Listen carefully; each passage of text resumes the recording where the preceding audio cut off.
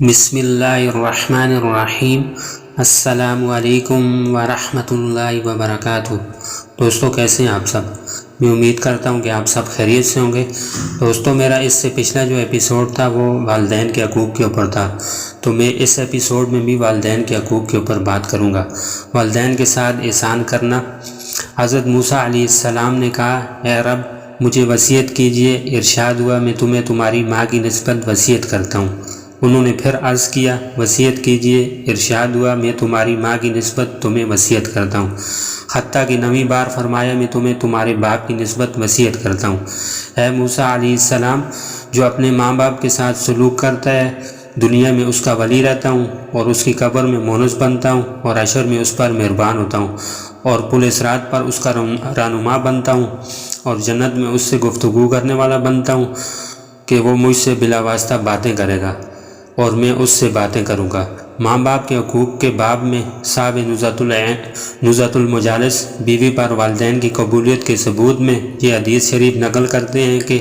حضرت نبی کریم صلی اللہ علیہ وآلہ وسلم نے فرمایا ہے، جو اپنی بیوی کو ماں سے بڑھائے اس پر خدا کی اور فرشتوں کی لعنت ہے، نہ اس کا فرض قبول ہوتا ہے نہ نفل۔ حضرت مودی رحمۃ اللہ علیہ نے فتاویٰ میں بیان کیا ہے، اگر ماں کا نفقہ واجب ہو اور وہ اس کو پورا کرتا ہے تو پھر نفقہ میں بیوی کو ماں سے بڑھانے سے گنہگار نہیں ہوتا اور نہ ہی ماں کو بڑھائے رکھے،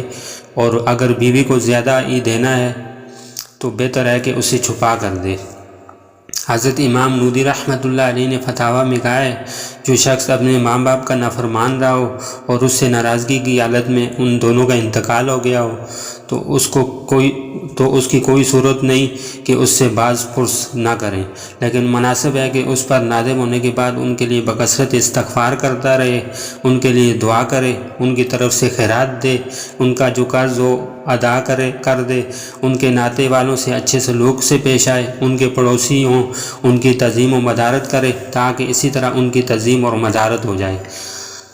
حضرت نبی کریم صلی اللہ علیہ وآلہ وسلم سے مروی ہے، آپ نے فرمایا کہ جو شخص والدین کو ایذا دیتا ہے اور نافرمان ہو اور اسی حالت میں اس کے والدین کا انتقال ہو جائے تو اسے چاہیے کہ ان کی وفات کے بعد ان کے لیے دعا کرتا رہے، تو خدا کے نزدیک نیکوکاروں اور فرمانبرداروں میں لکھا جائے گا۔ اور طبرانی نے اوسطن اور صغیر میں حضرت نبی کریم صلی اللہ علیہ وسلم سے روایت کیا ہے کہ جو اپنے والدین کی یا ان میں سے ایک کی قبر کی زیارت کیا کرے تو ہر جمعہ کو اس کی مغفرت ہو جاتی ہے اور اس کے لیے برات لکھ لی جاتی ہے۔ کسی مرد سالے کی ایک سالے ماں تھی، جب ماں کو موت آئی تو اس نے کہا کہ اے میری پونجی اور اے میرے ذخیرے اور اے جس پر زندگی میں اور بعد وفات میرا بھروسہ ہے، مجھے مرتے دم رسوا نہ کرنا اور قبر میں مجھے وحشت میں نہ ڈالنا۔ جب وہ مر گئی تو ہر جمعہ کو اس کی قبر کی زیارت کو جایا کرتا تھا، اس کے اور اس کے ہمسایوں کے لیے دعا مانگا کرتا تھا۔ اس نے اپنی ماں کو خواب میں دیکھا اور اس کی حالت پوچھی، اس نے کہا موت کی بے چینی بڑی سخت ہے اور خدا کے فضل سے میں اچھے برزخ میں ہوں، اس میں حریم کا فرش لگا ہے اور قیامت تک ریحان کے گدے بچھے رہیں گے۔ اے میرے بیٹے، ہر جمعہ کو میری زیارت کر اور اس کو چھوڑنا مت، کیونکہ مجھے اور میرے ہمسایوں کو تیری زیارت اور دعا سے بڑی خوشی ہوتی ہے۔ اللہ تعالیٰ ہم سب کو ان سب باتوں پہ عمل کرنے کی توفیق عطا فرمائے۔ اللہ تعالیٰ ہم سب کو اپنے حکم کے مطابق، نبی پاک صلی اللہ علیہ وآلہ وسلم کے سنت طریقوں کے مطابق اور صحابہ کرام کی نقش قدم پر ہمیں اپنی زندگی گزارنے کی توفیق عطا فرمائے۔